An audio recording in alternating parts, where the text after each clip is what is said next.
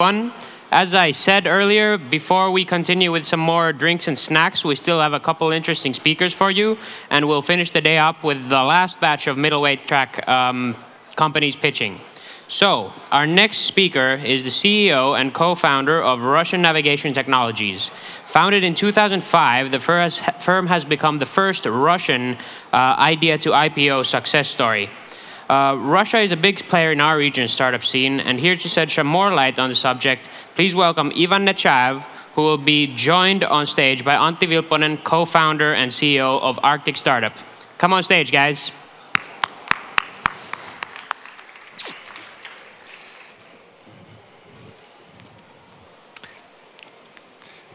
Here, all right.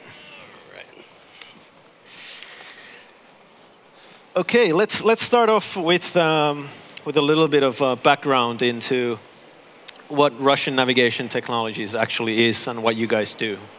Well, I can tell it simple way and the hard way. The simple way, when a fleet management business, we produce some onboard units, gather data from moving objects, and provide some client service showing them operation cost reduction, logistics, security, for example. That's the simple way.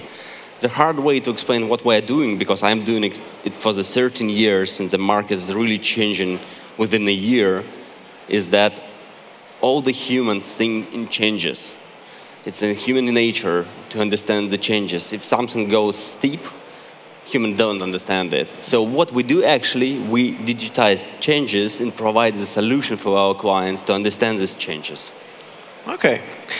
So what was the story behind this? What led you to start the business? Well, of course, I would like to say that I had it in mind in 2000 year, but actually I didn't.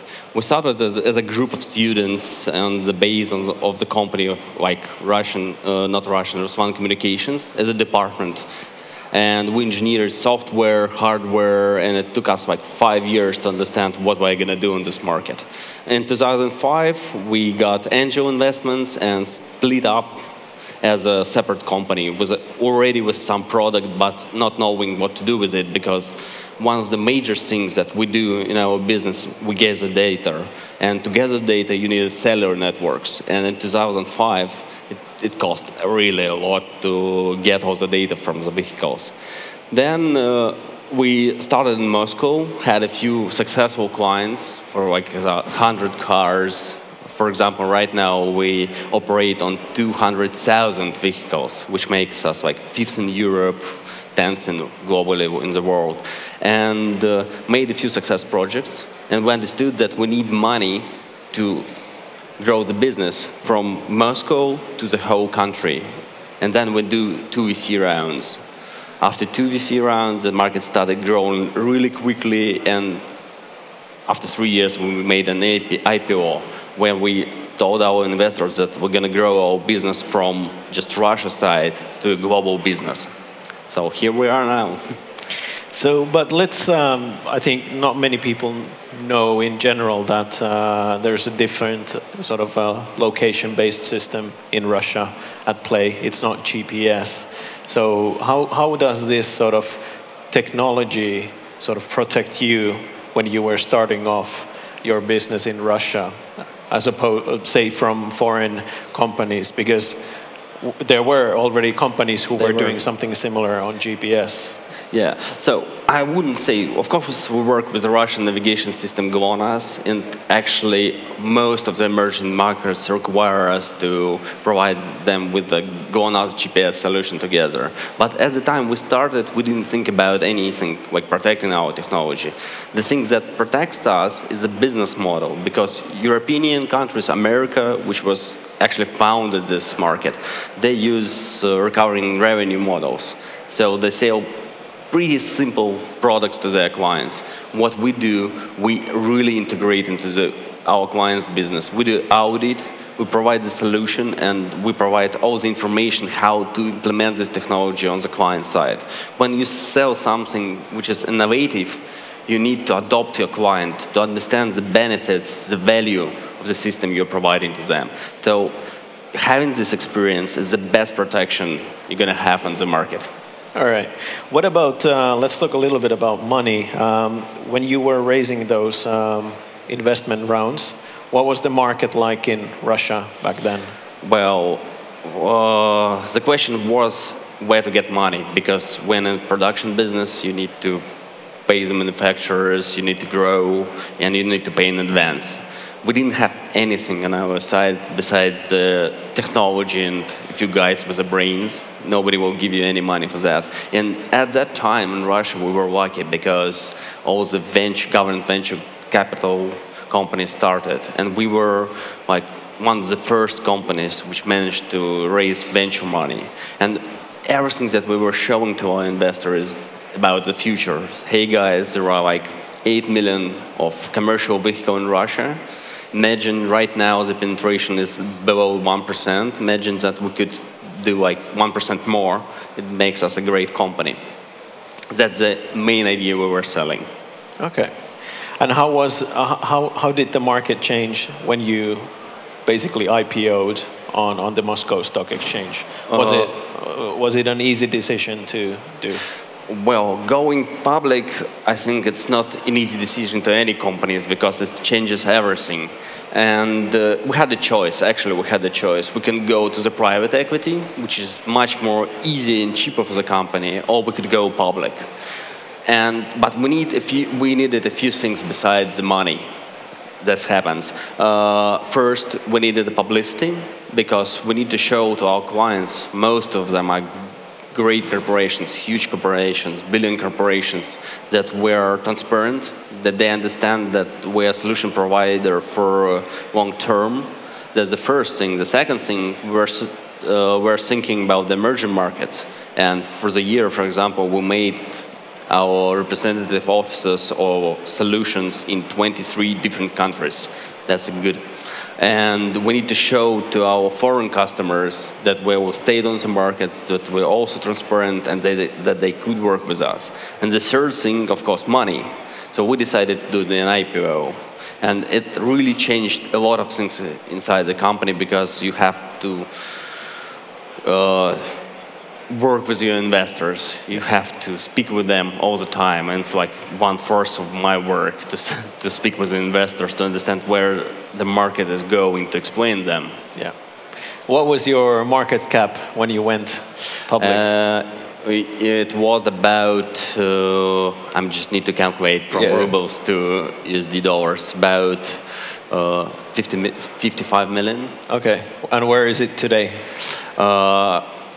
To the private equity, it's more than 55 million. To the stock market, it's less, because we don't have a lot of tradings in the base. But private investors estimate us more than 80 million right now. And it's not the huge growth for us. What actually we did, we doubled our business each year, starting from 2007, 2006, each year.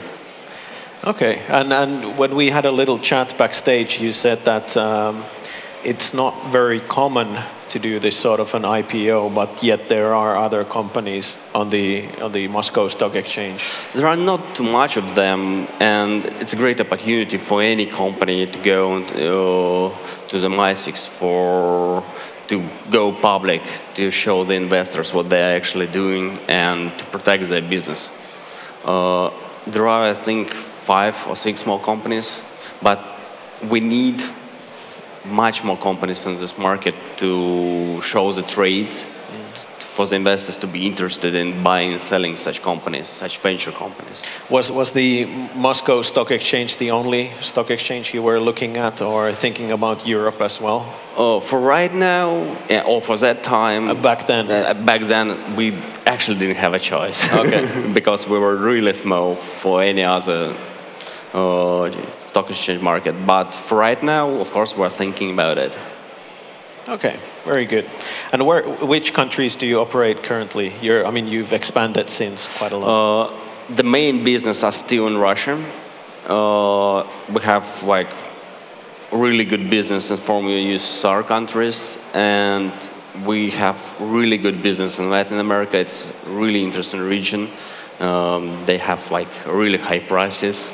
And Arabic region, South Africa, Practically all the emerging markets have the same value proposition for our systems. They're quite simple. Operation cost reduction. We give about 30 to 40% in operation cost reduction if you have any moving assets. So you buy out the system within 2 or 3 months. It's a good deal. That's a good deal. Is there any reason why people, or sort of what's your competitive advantage over other providers of similar technologies? If you compare it to the foreign providers, they usually work, like I said, as services. So they provide really simple solutions. Right. For us, going abroad is to find 1 or 2 big clients which want to have all the system in-house. And we're really good at it. Most of the biggest dispatching centers in Russia, all informers say, we did it.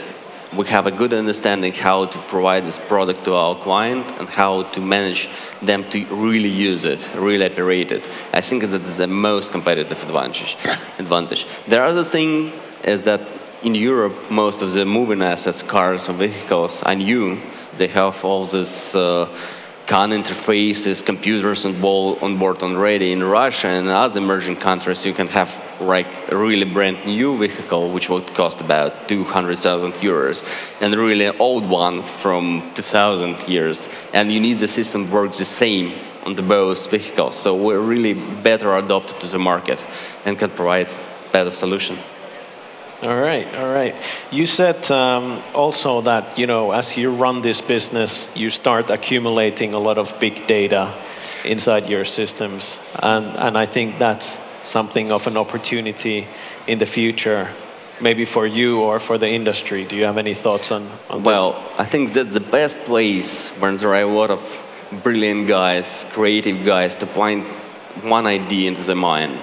The idea is that when they age, when the telemetry is going to change our world like internet did sometimes.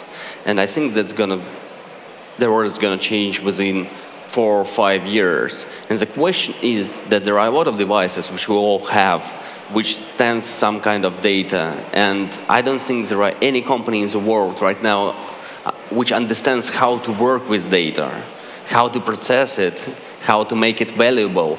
And the bigger question is how to make synergy from the data you get from your home, from your car, from your devices, whatever, like a smart city. And there are a lot of this data. For example, we collect for doing the traffic within Russia. We were a traffic provider, like you see on the maps. Red one, you can go anywhere. Green one, you can go. So we collect about 100 million of points per day. That's a huge amount. That's more than a banking system have transactions within the day. And all this data, you cannot decide whether this part of the data is important or this one. And it must be processed backwards. For example, we want to know what happened 2 years ago and approximate it right to right now. So that is the question, how to process this data, how to do this data mining. And I think the whole world in telemetry is going to change. They're going to be platform providers, they're going to be hardware providers, and they're going to be service providers. But for us, we're thinking about to be a service provider, to understand how to make the data valuable to our clients. And it's really a big issue because how the market will change. Any startup company which understands how to use this data, how to process it, how to make a value proposition for a client can do really great business in this area. Are there any other initiatives internationally that are doing something with this sort of navigational data? Oh, well, there are quite a lot. There are a lot of American companies, probably, you know, European program which is called eCall. It's like, I think in 2018, all the cars, new cars, will be equipped with a special device which detects emergency cases. And it's going to be how many? Like 50 million of onboard devices which are on the market. And besides providing the information about the emergency, it could provide a lot of other information, not only traffic. why do these cars go into the city, which is full of cargo, it goes backwards without the cargo. And actually, I think, like in year 2020, we will not own any car. You will go out, you will have a car, pick up any car you like, travel to the center of the city and leave it. There are already such projects, but I think that's going to be like all over the city. You don't need any car. I think in 2020 you will know the exact time when you're going to be in the center. I don't know how over here, but in Russia, when I stand up at 7 in the morning, I don't know how long it will take me to get to the center. It could be 20 minutes, it could be 2 hours, it could be 3 hours. So no planning. And you will know. There are a lot of things are going to come in our life. All right, let's talk a little bit about Russia as a market. I think that's also a very interesting topic here. We've got the ladies and gents from Skolkovo, for example, here, and a lot of other Russian companies here. Why aren't there more Western companies in Russia and Russians elsewhere?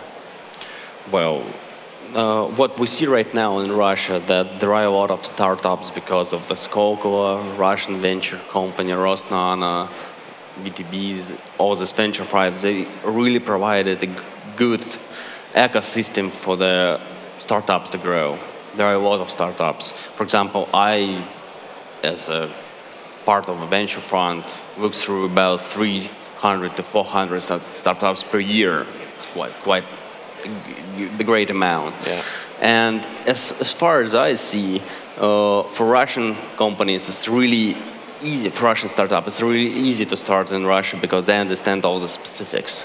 For the Western company coming to Russia, I think they should come when they have an operational business. Because for my opinion, for only my opinion, I think we are Russian, are great with the technology. We're really great with creativity, creating something, starting, but we're not so good in operational business when you need to just run the same operation every day. That's where the Western companies are good at.